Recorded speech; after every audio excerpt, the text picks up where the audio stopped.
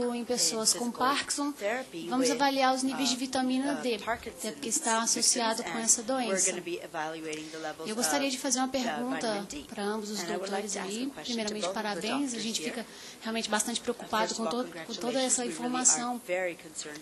Então, a gente gostaria de saber, assim, no caso dos parkinsonianos, qual seria o nível adequado, até porque a gente vai verificar o efeito do exercício também, em conjunto com a suplementação da vitamina D. Muito obrigada. Vamos só responder essas três, eu passo depois, só para não acumular muito. Tá bom? Dr. Hollick, suas respostas. Sure. So, regarding the issue of skin cancer, it's just like anything else in life. You know, a little is good. Pouco é bom e excesso não é bom. Então, a causa da melanoma é aquele sol que queima, aquela exposição que deixa uma queimadura. Não existe nenhuma evidência que uma exposição responsável ao sol possa gerar câncer. Então, você pode levar o seu... Nós desenvolvemos um aplicativo para o iPhone, porque nós usamos informação de satélite para saber quantos raios ultravioletas estão entrando. Você programa o seu tipo de pele e esse aplicativo vai te falar que horas você tem que sair do sol e colocar um protetor solar para voltar. Então, na verdade... se você tivesse, por exemplo, um pouco rosado, sua pele um pouco rosada, 24 horas depois, seria igual a uma ingestão de 20 mil unidades de vitamina D. Então, expor suas costas, suas pernas, seus braços para talvez 10, 15 minutos, dependendo da sensibilidade da sua pele, você vai produzir vitamina D suficiente, é gratuito e você não vai entrar em risco. Em relação ao melanoma, a grande parte das melanomas ocorrem em áreas com menos exposição solar. Então, na verdade, aquela exposição solar profissional, quando a pessoa trabalha no sol, reduz o risco de melanoma. Então, é muito interessante. O que causa isso é queimadura, são queimaduras com peles que descascam e genética, e pintas também. Então, temos outras evidências para o câncer de pele. Bom, em relação à pergunta para o Cícero sobre como consumir vitamina D, como ele é solúvel em gordura, como é a melhor forma de consumir? Com comida, de forma seca, de forma oleosa? Na nossa experiência, nós estudamos vitamina D em óleo de milho, em leite desnatado e leite normal e suco de laranja. E não faz diferença. Então, vitamina D é igualmente interessante no estômago vazio ou depois de comer.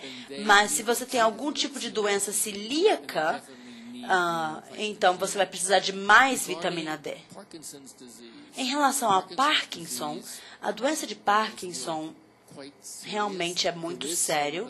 Há o risco de associar isso com a deficiência de vitamina D. O problema é que todos são deficientes de vitamina D. E aqueles com doença de Parkinson têm menos chances de estar expostos ao ambiente natural. Então, bom, a minha filosofia, como eu vejo muitos pacientes com doenças Parkinson, geralmente eu sugiro alta dose de vitamina D. E realmente melhora as funções musculares e muitas vezes também melhora alguns sintomas. Mas isso é por causa da deficiência de vitamina B que exacerba os sintomas. Não é um tratamento da doença em si, mas sim dos sintomas. Aos que perguntaram, Is this clear? Vamos passar agora ao Dr. Cícero. Yes, so now let's pass the floor to Dr. Cicero.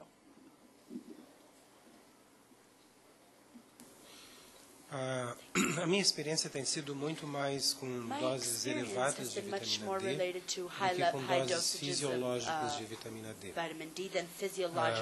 Respondendo especificamente em relação à questão da esclerose múltipla. Nós começamos a dar 10.000 unidades por dia de vitamina D por volta de 2002 a pessoas portadoras de esclerose múltipla.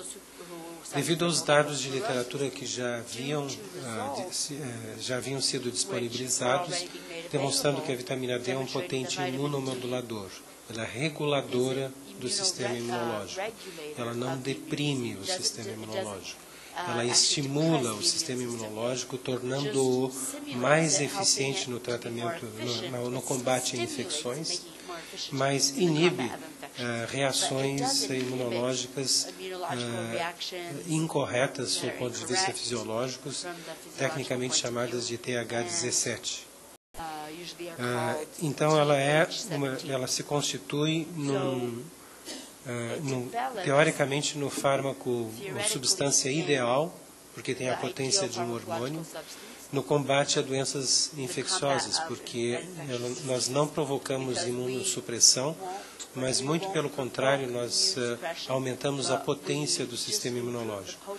Nós começamos com 10.000 unidades de vitamina D, verificamos as melhoras que os pacientes tiveram.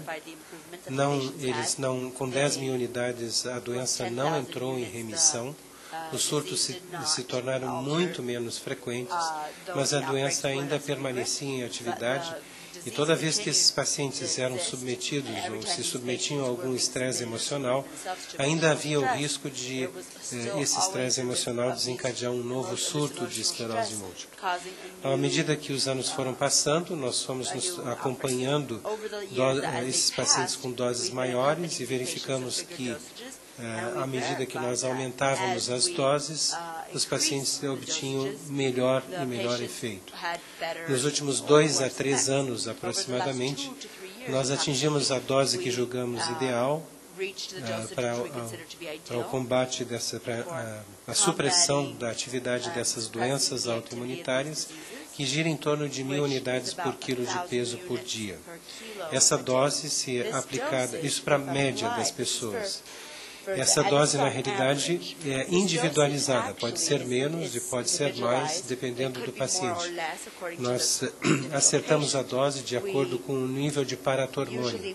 À medida que a vitamina D é elevada, o paratormônio se reduz. E nós procuramos deixar o paratormônio no nível inferior do normal e percebemos que, ao deixarmos no nível inferior do normal, sem suprimir o paratormônio, nós conseguíamos manter a doença em remissão. Né?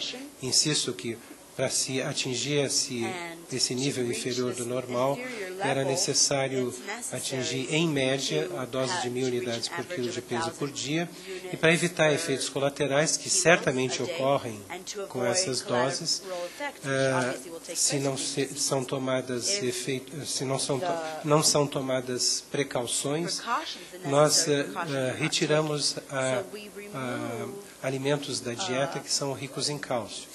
Basicamente, o leite e os seus derivados e os alimentos que são artificialmente enriquecidos com cálcio, como leite de aveia, de arroz ou de soja. Tomada essa precaução, essa dose se mostra bastante segura, desde que também acompanhada por uma hidratação abundante.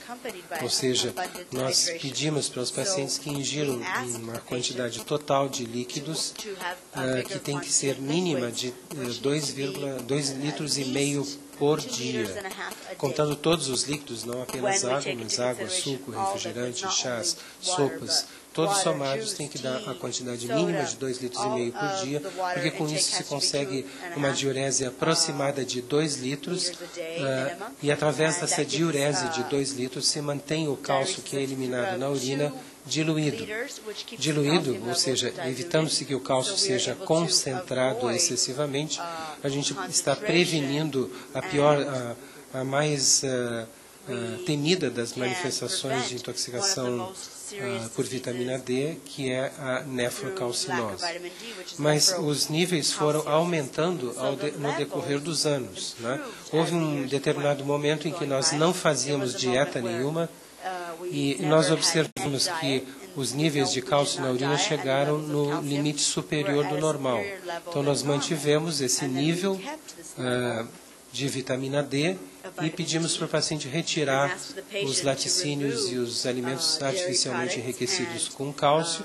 E com essa medida nós observamos que o nível de cálcio na urina caía a um nível inferior ao que o paciente apresentava antes do início do tratamento com a vitamina D. Então, com base nisso, nós conseguimos aumentar a dose de vitamina D para esses níveis que, como eu disse, em média são de 1.000 unidades por quilo de peso por dia. Mas que em pessoas por exemplo, obesas, pessoas portadoras de obesidade, isso pode até ultrapassar essa quantidade. Uma pessoa de, por exemplo, 130 quilos, não é absurdo que nós cheguemos à dose de 200.000 unidades por quilo de peso por dia. Né? De tal forma que a gente consegue compensar a absorção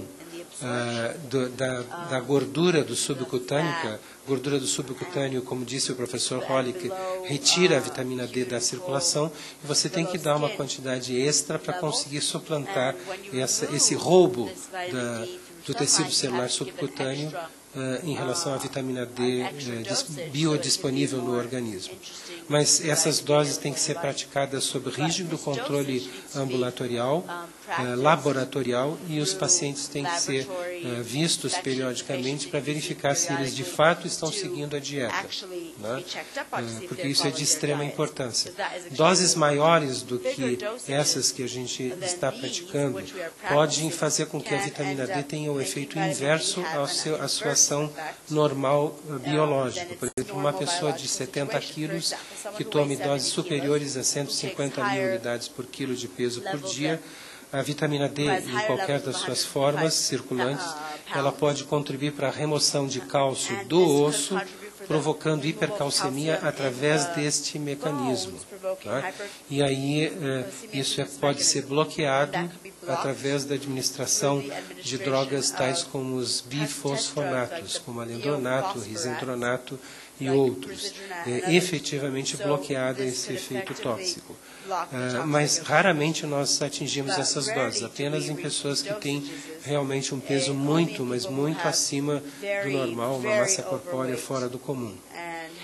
Eu não sei se eu respondi bem essa questão da experiência com vitamina D, mas basta acrescentar que hoje eu tenho tratados desde o início em que nós começamos em 2002, 2003, 1.120 e poucas, não chega a 1.130 pessoas tratadas dessa forma, né?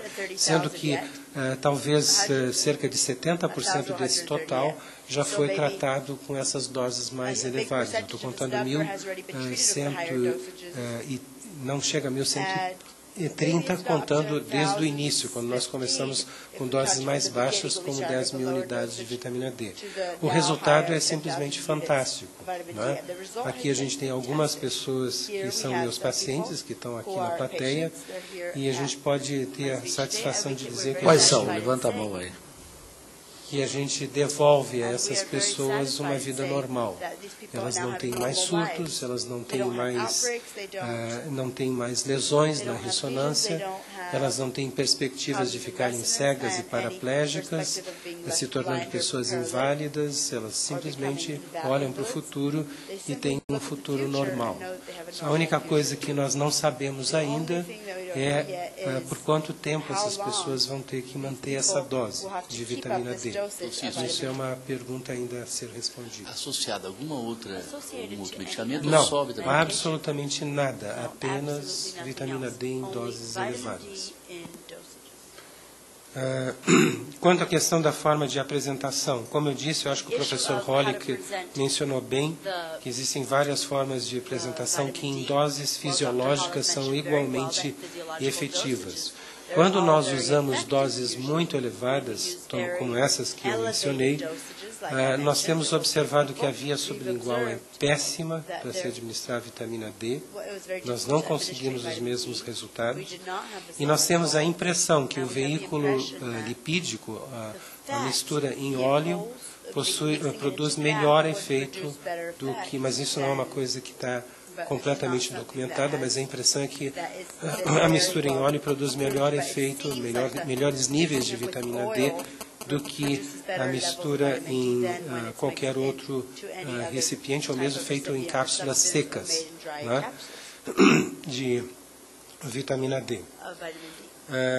Quanto à questão de vitamina D para pessoas com Parkinson, bom, a vitamina D, ela tem efeitos tróficos no sistema nervoso muito importantes. Ela tem efeitos antioxidantes, ela estimula as próprias células nervosas a produzirem glutationa, sintetizarem glutationa, que é um grande oxidante, e ela produz fatores neurotróficos, são substâncias que mantêm vivas as células nervosas. Esses fatores neurotróficos ou neurotrofinas são produzidas por células da glia, como os astrócitos, sob o estímulo da vitamina D. A vitamina D é captada da circulação e transformada na sua forma ativa, dentro já na parte interna da barreira hematoencefálica, no próprio sistema nervoso, e vai agir sobre todas as células do sistema nervoso. Ao agir sobre as células da glia, estimula essas células da glia a produzirem fatores neurotróficos, que mantém, como o próprio nome diz, a vitalidade das células nervosas, mantém vivas as células nervosas. Então, para qualquer tipo de doença neurodegenerativa, é altamente aconselhável que níveis normais de vitamina D sejam administrados, e eu acho inútil para esses pacientes administrar uma dose inferior a 10.000 unidades. Normalmente, isso para nós depende do peso do paciente, depende muito do peso do paciente, mas para pessoas de 50 a 55 quilos a gente dá 10.000 unidades, mas a gente chega para esses pacientes apenas a normalizar, retirar o paratormônio do nível acima do normal, deixando ele próximo do valor inferior do normal. E isso pode variar desde 10.000 unidades até 25.000 unidades para pacientes por dia, para pacientes com doença de Parkinson. É importante que a gente faça um pequeno parêntese no caso da doença de Parkinson, né, saindo um pouco fora da vitamina D. Eu tenho mais de 1.200 pessoas com doença de Parkinson sob acompanhamento. E a gente sabe que o grande problema dessas pessoas, que parece ser o causador da doença, é um estado de sofrimento crônico. As pessoas portadoras de Parkinson sempre foram pessoas angustiadas, preocupadas, são sofredores crônicos. E precedendo a doença de Parkinson, o início da doença de Parkinson, eles passaram por um período de estresse emocional excepcional. São pessoas que, para um problema desse tamanho, eles sofrem atingem um nível de sofrimento fora do comum. É realmente inacreditável, e você não consegue perceber isso se você não entrevista essas pessoas e especificamente pergunta a respeito desse problema. Aparentemente, o estresse emocional provoca nessas pessoas a formação de uma substância neurotóxica chamada salsolinol, ou de uma forma mais completa, N-metil-R-salsolinol. Parece ser uma poderosa neurotoxina que destrói neurônios produtores de dopamina, porque ela se forma predominantemente dentro das células produtoras de dopamina. E essa substância é encontrada em quantidades muito grandes, em concentrações muito grandes, no líquido cérebro espinhal dessas pessoas. Então, a vitamina D, deficiência de vitamina D, é um fator que pode ajudar essas pessoas, mas o grande problema dessas pessoas é atingirem um nível mais baixo de sofrimento. Obrigado.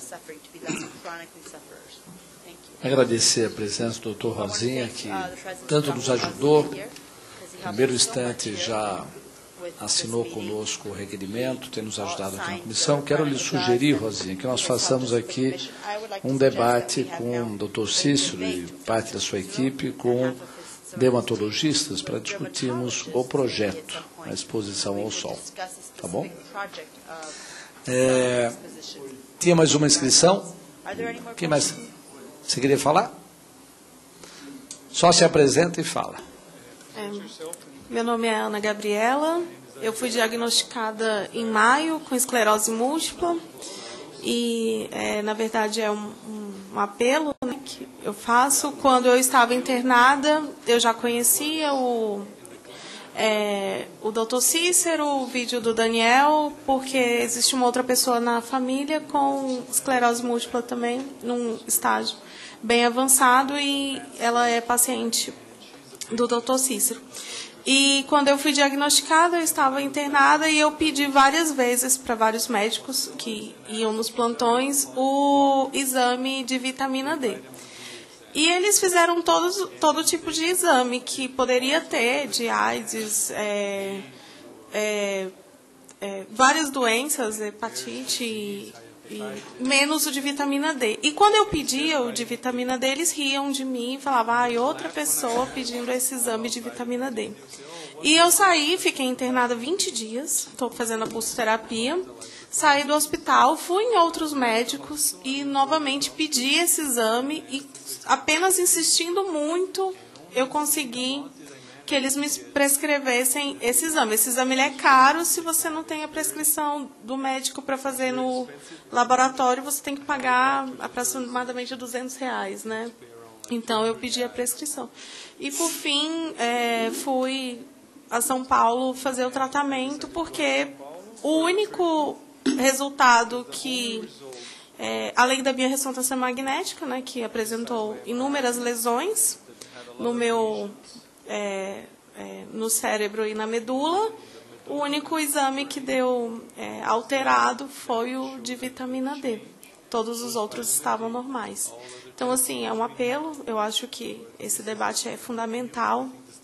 E se eu não tivesse passado tantos anos sem exposição solar, porque eu sempre fui indicada a não tomar nenhum tipo de sol, talvez eu não estivesse aqui, né? Ouvindo todos esses assuntos e tudo. Eu acho que tem que ser mais... É importante esse debate e muito há que se fazer, porque dentro dos hospitais, e acredito que nos cursos de medicina, esse debate precisa ser melhor fomentado, e na televisão, e nas revistas. Tá? Eu vou de ofício pedir para, como uma paciente do Dr. Cícero falou, eu vou de ofício pedir a você, Daniel, se você pudesse dar uma palavrinha também, só para completar, aí nós já vamos caminhando para o encerramento. Microfone. Se apresenta e fale. Bom, meu nome é Daniel Cunha, eu sou... Não vai, né? Vai, você puxa. Não, essa aqui não vai. Não, senta na cadeira e puxa o microfone. Eu sou paciente do Dr. Cícero já fazem 3 anos, que eu fui diagnosticado com esclerose múltipla. E comecei a fazer o tratamento convencional e foi muito sofrido essa experiência do tratamento convencional, porque eu tinha muitos efeitos colaterais. E eu tomava uma vez por semana e tinha esses efeitos colaterais todas as vezes que eu tomava. Eu ficava mais ou menos 2 dias baqueado. O que era? Uma injeção? Era uma injeção. Eu ficava... Você comprava? Não, eu pegava pelo SUS essa injeção, né? Que custa super caro, só tomava ela porque eu pegava pelo SUS. E aí estava fazendo esse tratamento até que, por algum milagre, a minha mãe descobriu uma entrevista do Dr. Cícero na internet e marcou uma consulta para mim, e eu fui sem saber o que era, e o Dr. Cícero falou que eu podia largar as injeções e começar a fazer esse tratamento e que ia ficar tudo bem, né? O que nenhum médico tinha falado para mim até então. E aí o que acontece com esse tratamento, eu comecei a fazer, mas a primeira coisa que a gente pensa é por que não está todo mundo fazendo, né? Por que não foi me apresentado antes. E aí entrei para participar disso como um ativismo mesmo, é um assunto que precisa ser debatido e a gente colocar a importância tanto da vitamina D quanto a questão das indústrias farmacêuticas, que é o que esse remédio ser tão caro é o que complica a história toda, né? O que complica que a gente consiga fazer com que a vitamina D chegue para mais pessoas. Então é isso, estamos tentando levar isso para todo mundo que precisa, porque é uma informação que muda a vida da pessoa muito rapidamente, assim. Você já teve alta, não? Já tive alta no final do ano passado, e desde que eu comecei a tomar, nunca mais tive absolutamente nada, levo uma vida perfeitamente normal, tirando a dieta e tomar água 2,5 litros por dia, que devia ser normal também, então tá tudo lindo. Muito bom. O Daniel tem muita importância porque muitos dos pacientes que chegam para consulta na clínica do Dr. Cícero é porque viram o vídeo que ele colocou e coloca frequentemente no YouTube. Hoje tem uma rede quase internacional, o Dr. Cícero recebe pacientes do mundo inteiro. O César perguntou se há outras clínicas. Há aquelas que aprenderam com o Dr. Cícero. Poucos médicos no Brasil que vieram, fizeram toda uma preparação e levam para os seus estados. Mas há na clínica dele pacientes do mundo inteiro, do Brasil inteiro. Claro que demora muito tempo para marcar consulta. E o que o Dr. Cícero quer é que todo mundo faça. Ele não quer a clínica exclusiva para ele, né? Isso é muito interessante. Ou seja, aqui não é um comercial da clínica, mas é a nossa esperança de que as barreiras que hoje impedem a utilização desse tratamento possa ser universal, não apenas para aqueles que conseguem enxergar. Pois não? Oi, boa tarde. Eu queria só fazer uma pergunta, eu sei que a gente já está encaminhando aí para o encerramento. As duas palestras foram brilhantes aí em relação à vitamina D. Meu nome é Ana, eu sou nutricionista também de São Paulo. E, na verdade, minha pergunta, a gente debateu muito aqui, considerando a experiência do Dr. Cícero, em relação ao tratamento da vitamina D para diversas doenças, como esclerose múltipla e outras doenças degenerativas. Pensando na população normal, que não tem esse tipo de doença, mas, enfim, tem uma deficiência bastante importante de vitamina D, e aí a gente não precisaria fazer tratamentos com doses tão cavalares de vitamina D para a população em geral, pensando em uma política pública, como que você, Dr. Cícero, por exemplo, vê, no caso, por exemplo, veículos como lácteos, então bebidas lácteas sendo fortificadas com vitamina D, também sendo fonte de cálcio, e aí no tratamento de vitamina D, por exemplo, de pessoas com esclerose e outras doenças, tem que diminuir o consumo de cálcio para não ter um dos efeitos da toxicidade da vitamina D em relação aí, como o senhor comentou, a nefrocalcinose. Então, para a população em geral que não tem esse tipo de doença, você enxerga que a bebida láctea, sendo um produto naturalmente fonte de cálcio, ele poderia ser um veículo importante aí para a adição de vitamina D, pensando na população em geral, ou não? O Walter pode complementar essa resposta, né? Mas, fundamentalmente, isso é uma questão de, né? O que você está procurando ao fornecer uma dose para a população em geral? Você quer prevenção. Quando a gente fala nessas doses megadoses de 1.000 unidades por quilo de peso por dia, nós estamos falando em tratamento, não é prevenção. Então, quando você fala numa dose preventiva, você quer dar uma dose para deixar a população dentro dos níveis adequados de vitamina D, ou seja, são níveis entre 40 nanogramas por ml e 100 nanogramas por ml, esse é o seu objetivo, você não precisa se preocupar com cálcio. Não tem nenhuma preocupação com cálcio. Por outro lado, então a dieta para cálcio é livre. A minha filha toma 10.000 unidades de vitamina D há 4 anos e não faz nenhuma dieta. Nenhuma, absolutamente nenhuma dieta. Isso você produz por exposição solar, meia hora de exposição solar, dependendo da quantidade de pele que você tem exposta ao sol. Então não há por que se preocupar com o sol nessas doses preventivas, que seriam apresentadas, se preocupar com cálcio. nessas doses preventivas que seriam oferecidas a toda a população. Então não há problema nenhum de colocar em alimentos lácteos, né? Por outro lado, quando você dá doses muito altas de vitamina D, você aumenta muito a capacidade do intestino do indivíduo. Isso agora nós estamos falando de terapia, né? Então aí você aumenta muito a capacidade do intestino de absorver cálcio, né? E você tem que limitar a disponibilidade de cálcio, não tirar todo o cálcio. Porque, veja, nós tiramos os alimentos que são derivados de leite. E tiramos os alimentos como leite de soja, de arroz ou de aveia, que são artificialmente enriquecidos com cálcio. Mas se nós tirarmos até os alimentos que levam leite na preparação, como purê de batata, pão de queijo, pães em geral, bolos, biscoitos feitos de leite, se nós tirarmos até isso, o paciente, apesar de estar com uma dose alta de vitamina D, o nível no sangue, de cálcio no sangue, chega perto do limite inferior do normal e na urina está abaixo do normal. Ou seja, a questão toda é regular a oferta de cálcio no intestino para aquela dose alta de vitamina D que você está oferecendo. Nós não tiramos todo o cálcio. O cálcio é essencial à vida.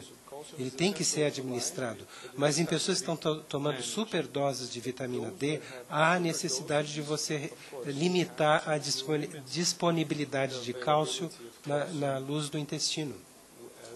O Walter está com uma proposta de lei, né, uma PEC, em que ele quer tomar atitudes face a toda a população, lançar mão de recursos que venham aumentar, de uma forma geral, o nível de vitamina D em toda a população, o que teria um efeito preventivo sobre várias doenças que já foram mencionadas aqui. Mas essa parte eu acho que ele pode complementar. Bom, só para reiterar, nós temos contactado a indústria alimentícia exatamente para ver essa possibilidade de aumentar a dosagem de oferta de vitamina D em produtos que sejam de consumo universal. Já existe isso nos Estados Unidos, existe em alguns países da Europa, só que a aprovação da Anvisa e dos órgãos técnicos que cuidam dos produtos de complementação em produtos alimentares brasileiros é muito baixo. Eu diria que, na minha avaliação, é pouco nos Estados Unidos, mas talvez seja lá o possível. No Brasil é mais baixo ainda, então nós não temos nenhuma fonte alternativa de vitamina D.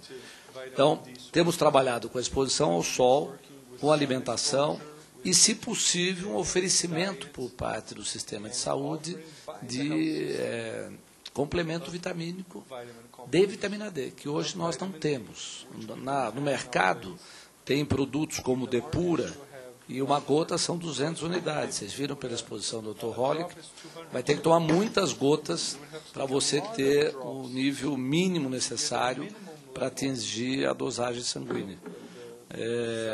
Nas farmácias americanas, nos supermercados americanos, Whole Foods, Walgreens, você compra nas prateleiras vitamina D de 10 mil unidades. Né? Então, aqueles que não quiserem produzir em farmácias de manipulação, é só importar, que você terá a dose que o Brasil deveria ter. A Anvisa proíbe aqui, o medicamento não pode ter a gota acima de 200 unidades, para dar exatamente 400 para a criança, 800 para o adulto, que na nossa avaliação é uma dosagem muito baixa.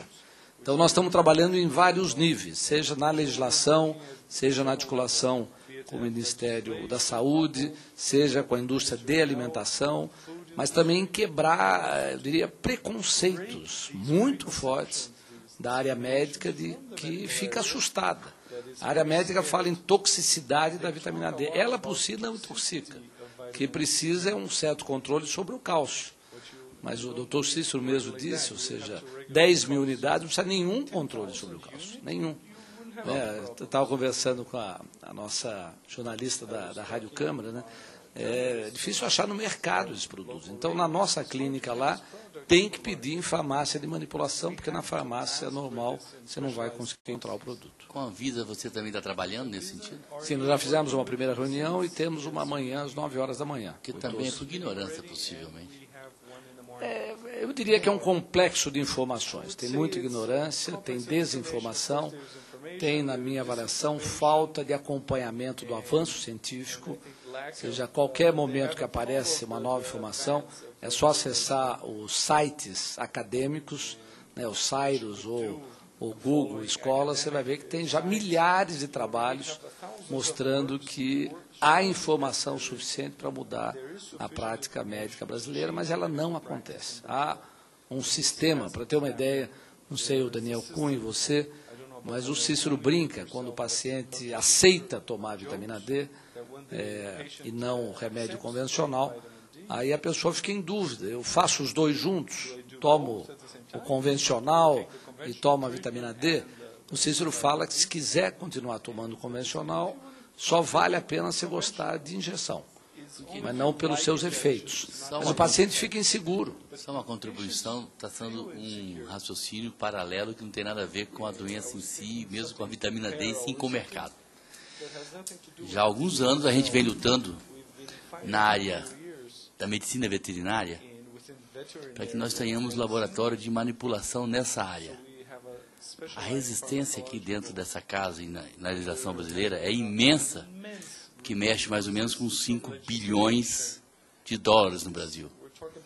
Então, tem questões econômicas que muitas vezes não é só o pensamento da ignorância ou conservador, porque não conhece e às vezes tende a reagir ou até a agir do ponto de vista preconceituoso, mas também do ponto de vista dos interesses que tem por trás daqueles que fazem abordagem por outro tipo de droga, de medicamento, e com certeza estabilizados, não querem mexer no status quo daquela situação. Então isso com certeza é uma situação, e geralmente quando você está propondo algo que seja mais acessível e de custo menor para a sociedade. Então tem toda uma resistência que eu vejo nessa área da medicina veterinária e possivelmente em alguns setores também da medicina humana.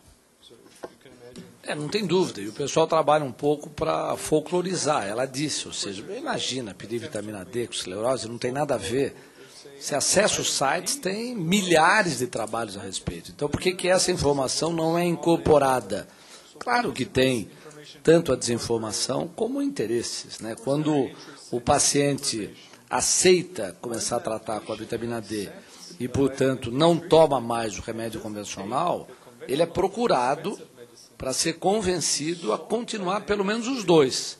Mas não cometa a loucura de ficar só com a vitamina D, porque é muito perigoso, vai intoxicar, ou seja, começa uma série de questões para tentar impedir que isso se torne a prática habitual e eu diria preferencial no tratamento. Que não é só a esclerose múltipla, o Cícero talvez tenha a maior casuística do mundo de esclerose múltipla, mas os resultados vêm se acumulando nas doenças autoimunes, porque tem um polimorfismo genético que talvez seja a causa da doença autoimune. Com vitamina D você consegue reverter o polimorfismo.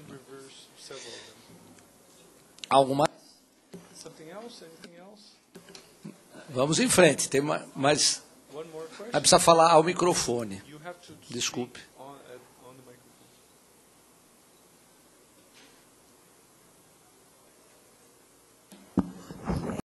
Meu nome é Magda Helena, sou funcionária da Câmara, sou assessora técnica de comissões. Mas eu achei muito interessante essa audiência de hoje, porque o meu marido é de uma família muito grande, sobreviveram de 21 filhos, 17. E, lamentavelmente, 4 irmãos faleceram em razão da esclerose ou distrofia, ou as duas juntas. E eu ainda tenho 2 cunhados que já estão em estágio muito avançado dessa doença, já estão bem delimitados, né, dependentes. Aí eu pergunto para o doutor Cícero, que eu fiquei até muito feliz, porque quando eu descobri essa doença, eu já tinha filhos, eu fiquei desesperada. Aí meu marido fez um exame, um teste lá no Sara Kubitschek, e disseram que ele não trazia na célula dele uma delas, ou a distrofia ou a esclerose. Eu fiquei feliz, porque aí nem fizeram teste nos meus filhos, né? E tudo indica que meus filhos não têm essa doença, graças a Deus.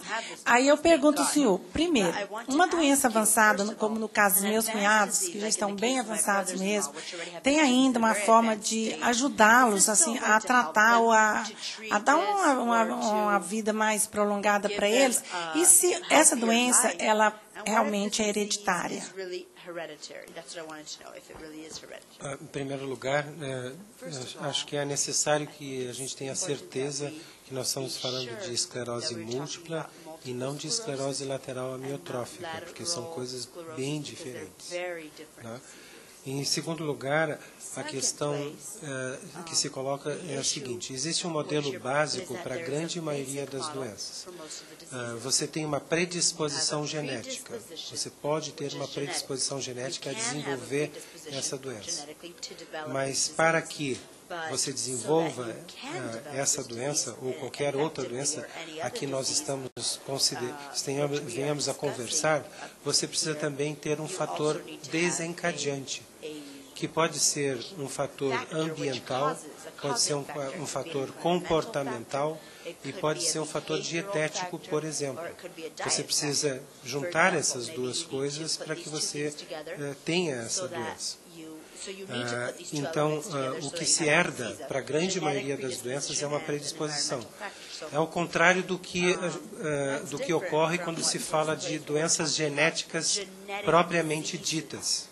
Né? Por exemplo, a síndrome de Down. A síndrome de Down, basta que você tenha a característica genética, você vai ter a doença. Mas para a grande maioria das doenças, a grande maioria das doenças segue esse modelo. Você tem uma predisposição genética. E para ter a doença, você precisa de um fator desencadeante. Eu queria só aproveitar essa pequena oportunidade de palavra para mencionar que, sob o meu ponto de vista, às vezes a gente se coloca numa posição em que acha que duas pessoas estão discutindo de uma forma antagônica. Por exemplo, pode parecer que nós estamos brigando com os dermatologistas. Na realidade, é apenas uma questão de bom senso. Nós não estamos dizendo que não existe doenças ou condições clínicas em que a pessoa não pode se expor ao sol. Pode até existir essas condições clínicas, uma pele mais sensível, tem que ter menos exposição solar. Mas toda vez que o dermatologista recomendar redução da exposição solar, o uso de filtros solares, fotoprotetores, ele tem a obrigação de corrigir a deficiência da vitamina D, que de outra forma ele certamente iria provocar. E essa deficiência da vitamina D iria provocar muito mais problemas do que aquele que ele está querendo evitar através do aconselhamento de evitar a exposição ao sol. Então, é uma questão de simplesmente ter bom senso. Você precisa recomendar a esse paciente reduzir a exposição solar, então você tem que dar vitamina D, e tem que dar vitamina D não nessas doses homeopáticas que são recomendadas, que são simplesmente, do seu ponto de vista, eu não sei, eu espero que eu não esteja ofendendo ninguém, mas do seu ponto de vista científico, são ridículas. Né? Já existem publicações, inclusive feitas pelo professor Hollick, demonstrando que elas não modificam em nada o nível plasmático de vitamina D. Assim mesmo, continuam sendo chamadas de doses recomendadas por questões alheias à ciência e muito provavelmente relacionadas a interesses econômicos. Né? Então, essa é a mensagem que eu queria dar. Nós não estamos brigando com os dermatologistas, mas estamos dizendo que se eles recomendarem o uso de protetor solar, eles têm que suplementar a vitamina D em doses fisiologicamente realistas e não nessas doses homeopáticas que são aconselhadas.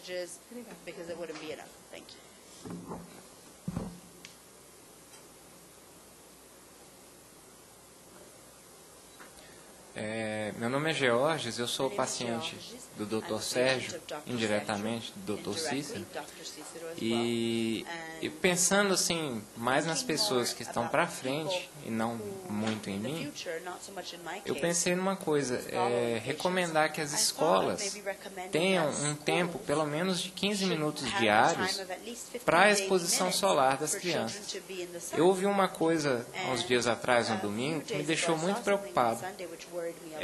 Quando começou o serviço 156 do GDF aqui em Brasília, que é um serviço de ouvidoria, as professoras da escola primária começaram a receber muitos processos por causa do Ministério Público, porque as crianças estavam se machucando na hora do intervalo. Então, o que as professoras começaram a fazer? Começaram a deixar as crianças dentro da sala de aula, ou seja, não expuseram mais elas ao sol, então as crianças estão começando a ter essas deficiências todas que foram apresentadas. Então, era para pedir, especificamente no projeto de lei, talvez, que seja incluída essa, talvez, uma obrigatoriedade de levar as crianças, tendo, lógico, sempre em consideração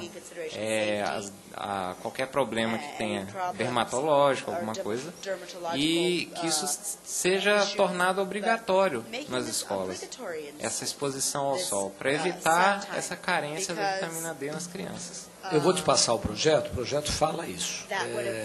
Os trabalhadores em situação de confinamento, aos estudantes das escolas, aos pacientes de unidades hospitalares, aos presos. Todo mundo fala, não, mas o preso já tem direito aos 30 minutos de sol. Não é verdade. Ele tem 30 minutos de liberdade da cela. Chama um banho de sol, mas não é o sol que eles estão interessados, até porque os governantes da área presidiária nunca tiveram muita ideia sobre o papel do sol. Então, já está no projeto, mas eu te passo depois, agradeço o seu reforço, porque as crianças, além disso, hoje fazem atividade física esportiva em ginásios, quadras cobertas, já não tomam mais sol.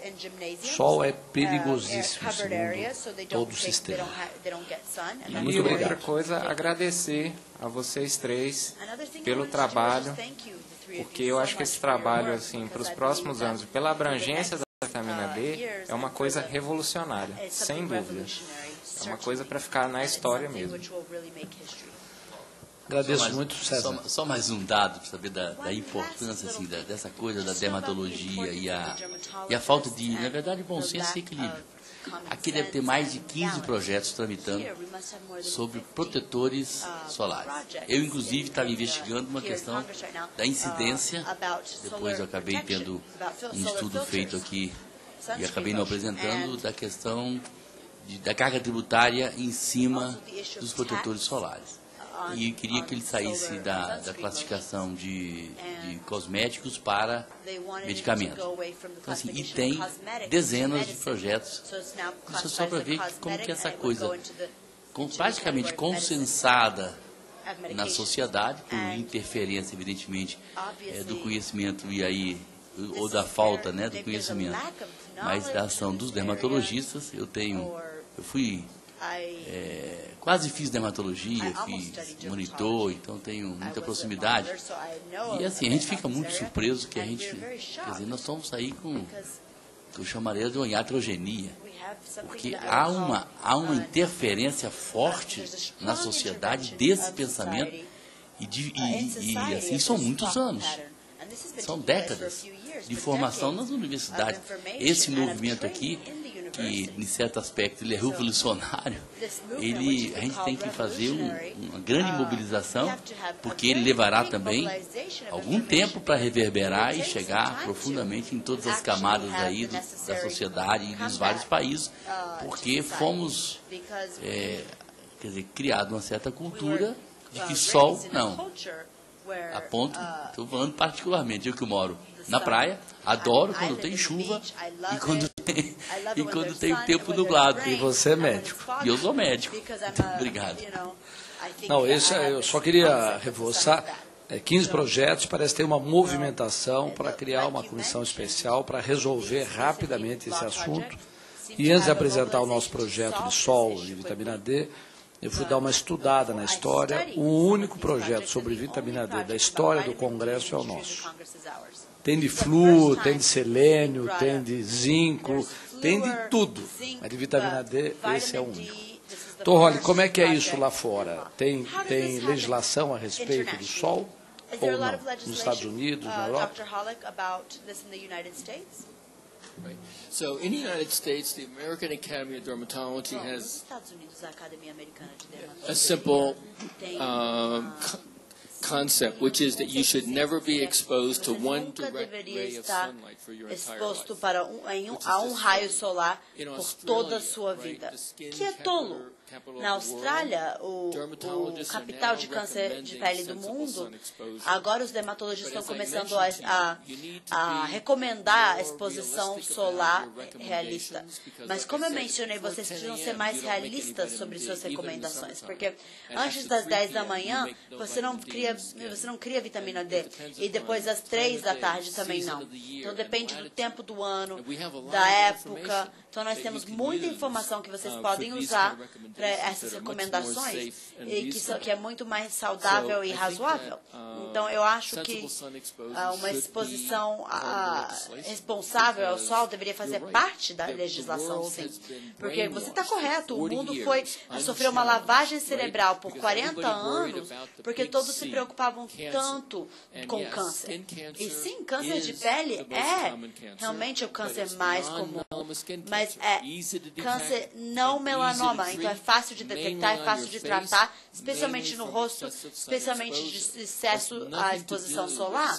Não tem a ver com exposição sensata ao sol. Não existe evidência de que essa exposição sensata, responsável ao sol, vai aumentar a sua chance de câncer de pele. Nós estimamos, baseado em todos os dados, que nós reduzimos em 25% as doenças crônicas associadas à vitamina D, que tem enormes implicações na saúde e essa é uma questão muito importante. Isso é um artigo na Folha falando that's a very important issue. Foram entrevistados, se não me engano, um endocrinologista e um dermatologista, e a opinião deles que o projeto, propondo 15 minutos, 3 vezes por semana, é radical. Essa é a opinião dele. É radical.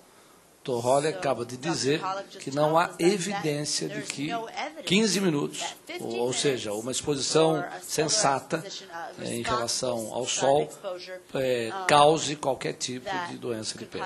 Tá certo? Ou seja, está muito claro e não há ninguém no mundo que tenha acumulado tanta informação como o Dr. Rolik. Pois não? Vamos fazer a última pergunta? Eu tenho que liberar os dois porque vai ter uma audiência com o ministro da Saúde daqui a pouquinho. Eu sou o Pedro, faço parte do grupo de pesquisa lá na UNB em doenças crônicas, genética e atividade física e também de fisiologia do exercício.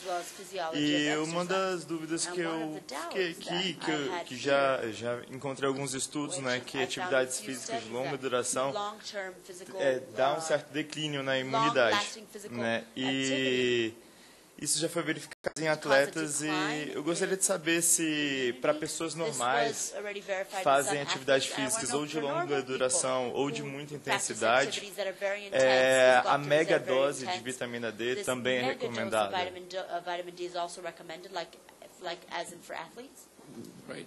So, and just as Dr. Cicero had said, that even though there is some people out there saying that because vitamin D at high doses alters your immune system, doses altera o seu sistema imunológico, que é incorreto que ele está inibindo o seu sistema imunológico. É um modulador imunológico e ajuda você a manter boa saúde imunológica. Existe uma interessante observação sobre que exercício extremo e programas que alguns homens associam com um risco maior para ALS, nós não compreendemos porquê, mas nós achamos que talvez uma alta dose de vitamina D ajude a combater. Doutor Cício, para final words. Dr. Cícero, final words. É interessante chamar de radical poucos minutos de exposição solar. Talvez se diz, e já era comentado na época em que eu me formava em medicina, que esse problema talvez tivesse sido a causa da Revolução Francesa. Porque na época da Revolução Francesa, os nobres, as meninas nobres, elas eram aconselhadas a usar luvas e sombrinhas para não se expor ao sol e não deixar a pele queimada, não deixar a pele escurecida. Porque dessa forma se conseguiria ver as veias azuladas, né, e através da pele, isso deu a origem ao nome sangue azul. Né? Se elas se expusessem ao sol, elas ficariam com a pele pigmentada e não se veria o sangue azul. O sangue azul decorre dessa situação. Ocorre que as meninas nobres, então, elas desenvolviam muito mal os quadris. Né? Então, quando elas engravidavam, isso era uma verdadeira tragédia para a menina. Ela pensava que ela tinha alta chance de morrer no parto. Então, o que acontecia? As nobres gestantes procuravam se alimentar ao mínimo possível durante a gestação. Então, para que o feto, a cabeça do feto tivesse um diâmetro pequeno e pudesse passar pelo canal estreito do quadril. Né? Então, se diz que isso deu origem a reis com uma cabecinha, um cérebro muito pequeno, né? Que foram incapazes de perceber o problema social que estava ocorrendo na França naquela época, né? E simplesmente ignoraram a situação do povo e levaram a situação a uma situação extrema que levou eles a perderem não só o trono, mas também a cabeça. Né? Hoje, olhando para essa questão da vitamina D, a gente pode pensar que não só o cérebro pequeno deve ter jogado um papel nisso aí, mas também o cérebro que se desenvolveu no útero materno em deficiência de vitamina D por baixa exposição solar. Então, a vitamina D, a falta da vitamina D pode provocar dificuldade cognitiva e talvez seja por isso que essas pessoas estejam chamando essa atitude de 15 minutos de exposição solar como muito radical. Muito obrigado pela atenção. Esse é o Dr. Cícero. Eu acompanho na clínica, quando o provocam, ele leva a ironia dele, num jeito elegante de fazer a sua ponderação crítica. Né? Nós somos a uma área científica, porque estamos pensando em esses casos tratados na clínica, dar um tratamento científico, a produção de um trabalho, para mostrar para a humanidade de que é possível, pelo menos na esclerose múltipla, você fazer um tratamento muito adequado, muito barato e que cure. Né? E nessa reunião que tivemos com o Instituto de Ciência, para pedir uma verba para fazer a pesquisa, o diretor perguntou, mas escuta, não poderia ser uma coincidência, ou seja, o paciente, porventura, ter se curado? Aí o Cícero vira para ele assim, vira a cabeça e fala, mas 1.200 coincidências? Será que não é um exagero? Você lembra disso? Não é possível, ou seja, cientificamente não há mais o que provar. O que nós sentimos apenas é não dar oportunidade a tantos que estão aí incomodados por esse tratamento convencional caro e muito lesivo, como o próprio Daniel falou, é muito dolorido os sintomas que acontecem após a medicação são muito desagradáveis e poderiam absolutamente ser evitados. Eu queria muito agradecer a Rita Galli, a esposa do Dr. Cícero, que nos acompanha, que nos ajuda a dar estrutura científica para tantos trabalhos ainda que serão produzidos, ela que não pôde vir, mas é uma sustentação importante lá na clínica. Queria dar as palavras finais aí ao Dr. Michael Holick, agradecer a presença de todos, dizer que todos que conseguiram de maneira persistente ficar até o final, nós vamos garantir um livro para cada um, tá certo? Eu até pensei em trazer umas gotinhas de vitamina D aqui na saída, mas teria que deixar na geladeira, então não foi possível. Mas nós recomendamos a todos que acreditarem, pode tomar 10 mil unidades sem nenhum problema na nossa avaliação. Se tiverem um pouco de dúvida, tomem um pouco menos, mas eu e o Cícero tomamos sem nenhum problema, a gente percebe que há uma melhora evidente. E queria pedir ao departamento médico daqui, eu falei muito com o Dr. Ray Greaves, se a gente pudesse trabalhar um pouco mais juntos, tentar fazer um trabalho de pesquisa aqui dentro, quem sabe trabalhar para que o pessoal tome mais sol, depois testar os resultados. Eu tenho certeza que no departamento haveremos menos internações, menos ou consultas. É muito passível de ser testado. Isso porque nós temos um contingente muito controlável aqui na Câmara Federal. Eu sugiro que a gente ainda se esforce para fazer um trabalho conjunto com toda essa gama de informações que nós temos hoje. Então, uma sugestão que eu queria reforçar aos senhores que representam aqui nessa reunião o Departamento Médico. E, antes de encerrar, quero agradecer a presença de todos, aos nossos funcionários, a internet que nos transmitiu, e queria passar a palavra ao Dr. Holick para as suas palavras finais. Well, again, thank you so very much for the opportunity to be here. And what I'd like to say is that, e o que eu gostaria de dizer é que não existe nenhum efeito negativo de aumentar a sua vitamina D. Então, exposição responsável, sensata ao sol, com suplementação, garantir que seus filhos, todos os membros da sua família têm isso e você vai ter muito mais saúde. Muito obrigada.